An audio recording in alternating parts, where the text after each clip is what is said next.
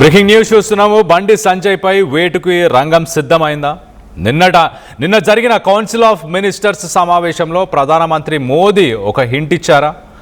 మంత్రుల పనితీరుపై శాఖల వారీగా నివేదికలు తెప్పించుకొని పలువురు మంత్రులకు క్లాస్ పీకినట్టు తెలుస్తుంది ప్రధానమంత్రి మోదీ సుదీర్ఘ చర్చలు జరిపారు. నిన్న సాయంత్రం 4:30 గంటల నుంచి రాత్రి 9 గంటల 15 నిమిషాలు, అంటే సుమారు 5 గంటల 15 నిమిషాల పాటు ఈ భేటీ జరిగింది.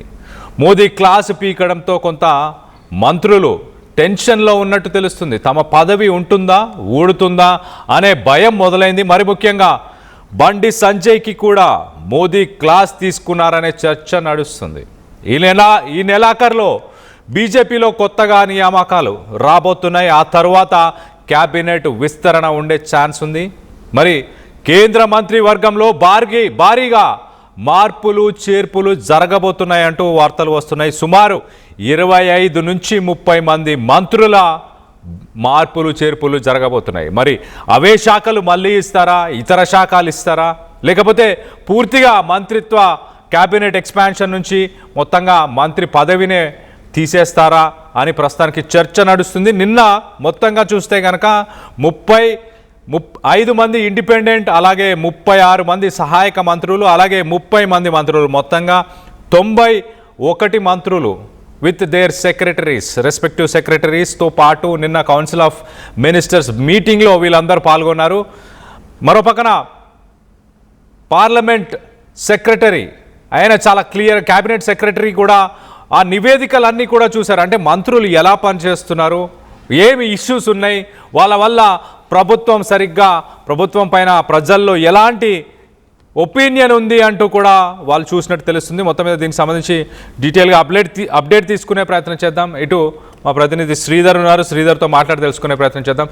శ్రీధర్, మొత్తంగా ఒక 25 నుంచి 30 మంది మంత్రులని వాళ్ళ పదవుల నుంచి తొలగించే అవకాశం ఉందని వినికిడి.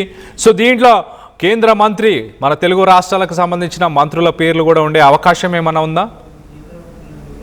డెఫినెట్ గా కళ్యాణ్ తెలుగు రాష్ట్రాలకు చెందినటువంటి దాంట్లో కూడా ఉన్నారు. అందులో ముఖ్యంగా కూడా అటు కేంద్ర హోంశాఖ సహాయ మంత్రిగా ఉన్నటువంటి బండి సంజయ్ పేరు కూడా ప్రధానంగా వినిపిస్తుంది. అటు బండి భగీరథ కేసు రాష్ట్రంలో సంచలనం సృష్టించినప్పటికీ దానికన్నా ముందు నుంచి కూడా బండి సంజయ్ ఎప్పుడైతే కేబినెట్ పునర్వ్యవస్థీకరణ జరుగుతుందన్న ఉన్నప్పటి నుంచి కేసు కన్నా ముందు నుంచి కూడా బండి సంజయ్ని తొలగిస్తారు. అటు పార్టీకి సంబంధించినటువంటి రాష్ట్రంలో కొంత కీలక పదవి కూడా ఇచ్చేటువంటి ఛాన్స్ ఉంటుందన్న ప్రచారం జరిగింది. నిన్న జరిగినటువంటి మినిస్టర్ ఆఫ్ కౌన్సిల్ మీటింగ్ లో క్లియర్ కట్ గా కూడా ప్రధాని నిన్న 4:30 ప్రాంతంలో ప్రారంభమైనటువంటి మీటింగ్ దాదాపుగా 9:30 వరకు, అంటే దాదాపు 5 గంటలు జరిగింది. ఈ మీటింగ్ కు సంబంధించినటువంటి వివిధ మంత్రిత్వ శాఖల పైన కూడా ఆయన రివ్యూ చేశారు. ఎక్కడెక్కడ ఏ పనులు పెండింగ్ ఉన్నాయి, ఇంకా చేయాల్సినవి ఏంటని చెప్పి చాలా మంది మంత్రుల మీద అసంతృప్తి వ్యక్తం చేయడమే కాకుండా దాన్ని వేగం పెంచాలని చెప్పారు. దాంట్లో క్లియర్ కట్ గా కూడా ఒక ఇండికేషన్ ఇచ్చారు. ఏ డిపార్ట్మెంట్ కి సంబంధించినటువంటి వివిధ శాఖలకు సంబంధించినటువంటి దాంట్లో కూడా ప్రధాని, ఎందుకంటే కేబినెట్ పునర్వ్యవస్థీకరణ అనేది కూడా వచ్చే నెల జరుగుతుంది. ఈ నెల చివరి వరకు కూడా అటు బీజేపీ నేషనల్ ఆఫీస్ బేరర్లు వేస్తుంటారు పార్టీకి సంబంధించి. ఇంకా కొత్తగా నితిన్ నబీన్ అధ్యక్షుడు నియామకమైనంత అనంతరం కూడా ఇంకా ఆఫీస్ బేరర్లకు సంబంధించి కూడా అటు ఇంకా నియమించలేదు. దానికి సంబంధించి ఎవరెవరినైతే తీస్తారో వాటికి సంబంధించి వాళ్ళకి సంబంధించి కొంత కీలక అటు పార్టీ పదవులు ఇచ్చేటువంటి ఛాన్స్ ఉంటుంది. కాబట్టి ముందు పార్టీ పదవులు ఇచ్చి ఆ తర్వాత కూడా క్యాబినెట్ షఫ్లింగ్ ఉంటుంది, పునర్వ్యవస్థీకరణ ఉంటుంది. అందులో దాదాపుగా ప్రస్తుతం 72 ప్రధానితో కలుపుకొని 72 మంది ఉన్నారు. కాబట్టి అందులో 25 నుంచి 30 మంది అన్నా కూడా దాదాపుగా సగానికి సగం కూడా మంత్రులకు కూడా ఉద్వాసన పలికేటువంటి పరిస్థితి ఉంది. కాబట్టి కేవలం ఇది జస్ట్ ఈ రోజు నిన్ననో తీసుకున్నటువంటి నిర్ణయం కాదు, ముందు నుంచి కూడా కొంత శాఖల పైన మంత్రుల పైన అబ్జర్వ్ చేస్తున్నారు. కాబట్టి బండి సంజయ్కి సంబంధించినటువంటి అంశంలో సైతం కూడా కొంత ముందు నుంచి పార్టీ ఆయనకు సంబంధించి కూడా పక్కన పెట్టాలి, మరొకరికి ఛాన్స్ ఇవ్వాలి అని చెప్పి కూడా పార్టీలో ఉన్నటువంటి సమాచారం. ఎందుకంటే గతంలో బండి సంజయ్కి ఇచ్చినప్పుడు పెద్ద ఎత్తున ధర్మపురి అరవింద్ కానివ్వండి, ఈటెల రాజేందర్ కానివ్వండి, డికే అరుణ కానివ్వండి, లక్ష్మణ్ కానివ్వండి, ఇట్లాంటి వాళ్ళందరూ కూడా అటు మంత్రిత్వ వర్గంలో చోటు కోసం కూడా పెద్ద ఎత్తున ప్రయత్నాలు చేస్తారు. అయినప్పటికీ కూడా ఇటు తెలంగాణ నుంచి కేంద్ర మంత్రిగా కిషన్ రెడ్డి, బండి సంజయ్ ఉన్నారు. కాబట్టి ప్రస్తుతం ఉన్నటువంటి ఈ పరిస్థితుల్లో ఒకవేళ బండి సంజయ్ ఇస్తే ఎవరిని పెడతారు? ఎందుకంటే ఇందాక చెప్పినటువంటి పేర్లలో ఇంకా నలుగురు కూడా నలుగురు ఉన్నారు కాబట్టి మరి నలుగురిలో ఈటెల్లా లేదా అరవింద్ లేదా బీసీ సామాజిక వర్గానికి ఇస్తే వీళ్ళు ఉంటారని చెప్పి కూడా పెద్ద ఎత్తున చర్చ జరుగుతుంది. మరొక పక్క కిషన్ రెడ్డిని మాత్రం తొలగిస్తే మాత్రం డెఫినెట్ గా ఆ ప్లేస్ లో మహిళా మరియు రెడ్డి సామాజిక వర్గానికి చెందినటువంటి డీకేఆర్న ఉంటుందని చెప్పినటువంటి పరిస్థితి కూడా పార్టీ వర్గాల్లో చర్చ జరుగుతుందని చెప్పొచ్చు. మనం క్లియర్ కట్ గా బండికి సంబంధించిన అంశంలో కేవలం అటు జాతీయ పార్టీ కాదు ఇటు రాష్ట్రంలో సైతం కూడా ప్రతి బీజేపీ కార్యకర్త కూడా అటు బీజేపీ కార్యకర్తకు సంబంధించి కూడా అయోమయంలో కొంత ఉన్నటువంటి పరిస్థితి. మంత్రివర్గం నుంచి తప్పిస్తారని కూడా చర్చ జరుగుతుంది. గతంలో మంత్రివర్గం నుంచి తప్పించిన రాష్ట్రంలో కీలకంగా బాధ్యతలు అది కూడా రాష్ట్ర అధ్యక్షుడు ఇస్తారేమో అని చెప్పి ఆయన అనుచరులు కానివ్వండి, ఆయన అభిమానుల్లో కానివ్వండి, కొంత పార్టీ కార్యకర్తల్లో సైతం కొంత వారికి సంబంధించి కొంత నమ్మకంగా ఉండేది. కానీ బండి భగీరథ కేసుకు సంబంధించిన ఇష్యూ వచ్చినప్పటి నుంచి కూడా కొంత వాళ్ళు కూడా ఆలోచించాల్సినటువంటి పరిస్థితి ఉంది. మరి బండి సంజయ్ని కేంద్ర మంత్రి పదవి నుంచి తప్పిస్తే మాత్రం అసలు రాష్ట్ర పగ్గాలు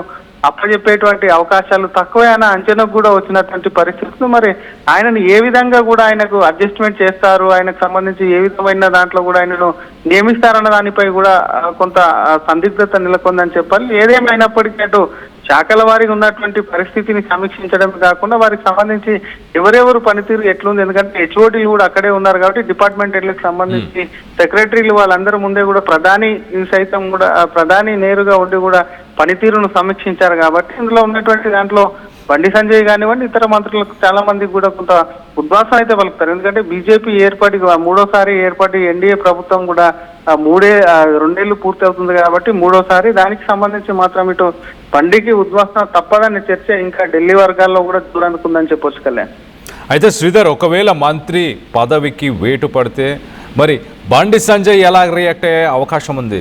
గతంలో మనం చూసాం తెలంగాణ బీజేపీ ఆఫీస్ ఆయన చేరుకున్న తర్వాత ఏదైనా పార్టీ పెడుతున్నారా అంటూ ఆయనని మీడియా మిత్రులు ప్రశ్న అడిగినప్పుడు అలాంటి ఆలోచనలు లేవంటూ ఆయన చెప్పుకొచ్చారు. మరి పార్టీలో ఆఫీస్ బేరర్ ఇలాంటి పదవులు కూడా ఇప్పుడు ప్రస్తుతానికి వాటిని ఇవ్వబోతున్నారు. మరి కేంద్ర మంత్రి పదవుల్లో ఉన్న వాళ్ళని ఈ ఆఫీస్ బేరర్ పదవుల్లోకి మార్చిన తర్వాత వాళ్ళని మళ్ళీ క్యాబినెట్ ఎక్స్పాన్షన్ మరి దాని తర్వాత జరిగే అవకాశం ఉందా? ఎలాంటి పదవులు ఇచ్చే అవకాశం ఉంది ఒకవేళ బండి సంజయ్ని కేంద్ర మంత్రి పదవి నుంచి తొలగిస్తే కనుక? డెఫినెట్ గా ఏదో ఒక పదవి బండి సంజయ్కి సంబంధించిన అంశంలో ఎక్కడో ఒక దగ్గర అడ్జస్ట్మెంట్స్ చేసేటువంటి అవకాశాలు ఉన్నాయని చెప్పి కూడా బీజేపీ వర్గాల్లో చర్చ జరుగుతున్నప్పటికీ కొంత సందిగ్ధతలు ఇందాక చెప్పుకున్నట్టు కేసుకు సంబంధించి బండి భగీరథ కేసుకు సంబంధించినటువంటి అంశం వచ్చింది. కొంత ఆయనకు సంబంధించి కొంత కుటుంబానికి సంబంధించిన వ్యవహారం అయినప్పటికీ ఆయన సిచ్యువేషన్ ప్రస్తుతం కూడా రాజకీయంగా కాంట్రవర్సీ ఉంది కాబట్టి మరి ఇస్తారా లేదా అన్న దానిపై కూడా కొంత ఆలోచిస్తుంది పార్టీ అనేది కూడా బీజేపీ వర్గాల్లో పెద్ద ఎత్తున చర్చ జరుగుతుంది. చూద్దాం, గతంలో కూడా బండి సంజయ్ని అటు రాష్ట్ర అధ్యక్షుడు తొలగించిన అనంతరం కూడా ఒక్కసారిగా తొలగించడం పైన అటు తెలంగాణ బీజేపీకి సంబంధించినటువంటి ఆయన అభిమానులు కానివ్వండి సామాన్య కార్యకర్తల సైతం కూడా బండి సంజయ్ని తొలగించడం పట్ల పార్టీ పైన తీవ్ర కొంత ఆగ్రహాన్ని వ్యక్తం చేసినటువంటి పరిస్థితి కూడా చూసాం. ఆ తర్వాత జరిగినటువంటి పరిస్థితుల్లో ఆఫీస్ బేరర్ అంటే జనరల్ సెక్రటరీగా ఆయనకు పార్టీలో పోస్ట్ ఇచ్చారు, అయినప్పటికీ సరైనటువంటి ప్రాధాన్యత ఇవ్వలేదని చెప్పి అప్పట్లో కూడా చర్చ జరిగింది. కానీ అప్పటి పరిస్థితులు వేరు, ఇప్పటి పరిస్థితులు వేరు. బండి సంజయ్కి సంబంధించిన అంశంలో మళ్ళీ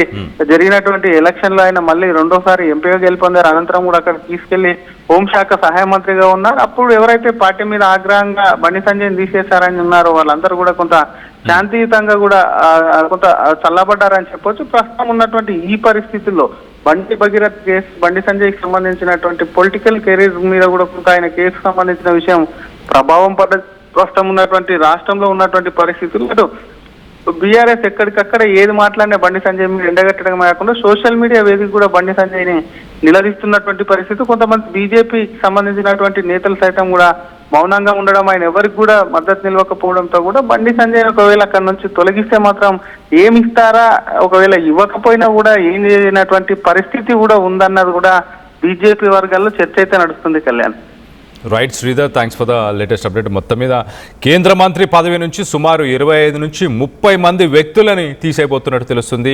నిన్న ప్రధానమంత్రి మోదీ చాలామంది మంత్రులపైన సీరియస్గా ఉన్నారు. తమ శాఖలకు సంబంధించిన సెక్రటరీలు నివేదికని ఇచ్చిన తర్వాత మంత్రివర్గ పాలన సరిగ్గా లేకపోవడం, ప్రజల్లోకి పథకాలను సరిగ్గా తీసుకెళ్ళకపోవడం, పార్టీకి తలవంపులు తెచ్చేలాంటి వ్యక్తులందరిపై వేటు పడబోతుంది. 25 నుంచి 30 మంది మంత్రులు అంటే సుమారు సగం కంటే ఎక్కువ మంది అని చెప్పుకోవచ్చు. సగం కంటే ఎక్కువ మందిపై వేటు పడబోతుంది. మరి తెలంగాణ రాష్ట్రానికి సంబంధించిన మంత్రులపైన కూడా వేటు పడే అవకాశం ఉందని మీరు భావిస్తున్నారా? కేంద్ర సహాయక హోంశాఖ మంత్రి బండి సంజయ్పై వేటు పడుతుందని మీరు అభిప్రాయపడుతున్నారా? ఒకవేళ వేటు పడితే ఆ పదవిని మరి ఎవరికిచ్చే అవకాశం ఉంది? తెలంగాణ రాష్ట్రంలో ఉన్న మిగతా ఎంపీస్లో ఎవరికి ఇచ్చే అవకాశం ఉందని మీరు భావిస్తున్నారు? మొదటగా ఈటెల రాజేందర్కి ఇచ్చే అవకాశం ఉందని మీరు భావిస్తున్నారా?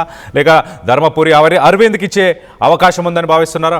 మరో పక్కన కేంద్ర మంత్రి పదవి నుంచి బండి సంజయ్ని తొలగిస్తే ఇంకో పార్టీ పెట్టే అవకాశం ఉందా? దానిపైన ఆయన స్పందించి మాట్లాడారు. అలాగే పార్టీలో అతనికి వేరే పదవులు ఏమైనా ఇవ్వబోతున్నారా? దీనికి సంబంధించి ఒక్కసారి బండి సంజయ్ ఏం మాట్లాడారో ఒక్కసారి ఆయన మాటల్లోనే వినే ప్రయత్నం చేద్దాం. పార్టీ కమిట్మెంట్ తో పనిచేసే ప్రతి కార్యకర్త కోరుకున్నది ఒకటే ఒక చివరి కోరిక. ఉరిశిక్ష వేసే ముందు కోరికలు అడతారట, చివరి కోరిక ఏం అడతారట, వాళ్ళు ఏం చెప్తారు తెలియదు. కానీ కమిట్మెంట్ తో పనిచేసే భారతీయ జనతా పార్టీ కార్యకర్తను పిలిచి మీరు అడిగితే, కమిట్మెంట్ తో పనిచేసే భారతీయ జనతా పార్టీ కార్యకర్తను మీరు పిలిచి అడిగితే చెప్పే టక్ అనేది ఒకటే, నేను చచ్చిపోయినాక నా మీద భారతీయ జనతా పార్టీ కండగొప్పాలని జెండా కప్పాలని అంటారు. దీనికి కమిట్మెంట్ అంటారు. అటువంటి కమిట్మెంట్ గల కార్యకర్త మీరు తెలియదు. ఇప్పుడు నన్ను అడిగి చూడాలి, ఎవరు రాస్తూ ఉంటారు ఏదో చేస్తూ ఉంటారు. కాబట్టి దాన్ని పట్టించుకోవాల్సిన అవసరం లేదు, పట్టించుకోవడం కూడా. ఇటీవల పరిణామాల్లో మిమ్మల్ని మధ్యవర్గ బర్తరఫ్ చేస్తారని స్పెక్యులేషన్స్ ప్రచారం. కరెక్టే. కేసీఆర్ చేత 17 మంది ఎంపీలు ఉన్నారు. కేసీఆర్ దయాదక్షిణ మోడీ ప్రభుత్వం నడుస్తుంది పాపం. కాబట్టి కేసీఆర్ సమాజం దానిలో కూర్చొని ఫామ్ హౌస్లో కూర్చొని బండి సంజయ్ని బర్తరఫ్ చేస్తారు అంటే నీకు ఒకే ఎంపీ లేడు, బర్తరఫ్ చేయాలంటావు. ఎందుకంటే నీ గడిల పాలన బద్దలు కొట్టింది మేమే, నీ అవినీతి సామ్రాజ్యాన్ని కూకటి వేళ్లతో పెకిలించింది మేమే. సో చనిపోయే ముందు ఒక ప్రిజనర్, ఒక జైల్లో ఉన్న వ్యక్తి, ఒక అక్యూజ్డ్ పర్సన్ కావచ్చు, చనిపోయే ముందు తన చివరి కోరికగా పార్టీకి సంబంధించిన తన చివరి కోరిక ఎలా కోరుకుంటాడో భారతీయ జనతా పార్టీకి సంబంధించిన కార్యకర్తలు అంటే లాయలిస్టులు ఎవరైతే ఉన్నారో వాళ్ళు పార్టీ జెండానే కోరుకుంటారు. నేను ఇంకొక పార్టీ పెట్టే అవకాశమే లేదు, ఖచ్చితంగా చనిపోయేదాకా కూడా బీజేపీలోనే ఉంటానంటూ ఆయన డైరెక్ట్గానే చెప్పేశారు. సో మొత్తం మీద మరి ఒకవేళ కేంద్ర మంత్రి పదవి నుంచి తొలగిస్తే ఆయన డైరెక్ట్గానే ఒక లాయలిస్ట్గా పార్టీలో ఉండిపోతానంటూ చెప్తున్నారు. మరో పక్కన ఇటు ఢిల్లీ టూర్, ఢిల్లీలో పెద్దలను కలిసి బీజేపీకి సంబంధించిన పెద్దలను కలిసి తిరిగి వచ్చిన తర్వాత తెలంగాణ బీజేపీ చీఫ్ రామచందర్ రావు ఆయనే మాట్లాడారు. ఒక్కసారి ఆయన మాటలను వినే ప్రయత్నం చేద్దాం. బండి సంజయ్, బండి భగీరథ్ ఇష్యూ పైన ఆయన ఏం మాట్లాడారో వినే ప్రయత్నం చేద్దాం. లీగల్గా ఒక ప్రక్రియ మొదలైంది. ఆ ప్రక్రియ అయిపోయిన తర్వాత లాస్ట్లో సరెండర్ అయ్యారు. ఇంకా మీద పడితే సరే అప్పుడు అరెస్ట్ కాలేదు, ఏదో మేము కూడా పోనీలే వీళ్ళు ఏదో చేస్తుంది. ఇప్పుడు ఇక్కడ స్పష్టంగా వీళ్ళు అమ్మాయితో లేరు, అమ్మాయికి నష్టం జరిగింది కాదు, దీంట్లో రాజకీయ లబ్ధి కోసం ఆ అమ్మాయిని వాళ్ళ కుటుంబాన్ని వాడుతున్నది స్పష్టంగా కనబడతా ఉంది. కాబట్టి ఇది మంచిది కాదు రాజకీయాల్లో. ఒక వ్యక్తి కుటుంబం విషయంలో కానీ ఇంకో అమ్మాయి విషయంలో కానీ దీన్ని రాజకీయ ఇదేనా రాజకీయము? రైతులు చనిపోతా ఉన్నారు, వాళ్ళ గురించి మాట్లాడరు, విద్యార్థులకు ఫీజులు రావట్లేదు వాటి గురించి మాట్లాడేదంతా ఒక బండి సంజయ్ మీద పెట్టుకొని ఒక వ్యక్తిని తీసుకుని పార్టీని టార్గెట్ చేసి ఎట్లయితే ఒక వ్యక్తి కుటుంబంలో తప్పు చేస్తే తప్పకుండా ఆయన నిరూపించబడితే తప్పకుండా శిక్ష అర్హతలు. కానీ దానికన్నా ముందే ప్రీ మీడియా ట్రయల్ చేసి పోస్టర్ అటుకిచ్చి మెట్రోలలో ప్యాంప్లెట్ ఇచ్చుకుంటే ఇదేంటి అసలు ఈ నాటకము?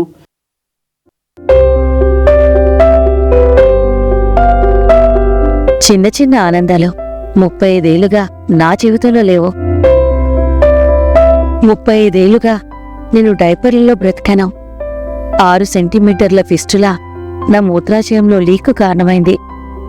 ఎవరూ నాకు సహాయం చేయలేకపోయారు.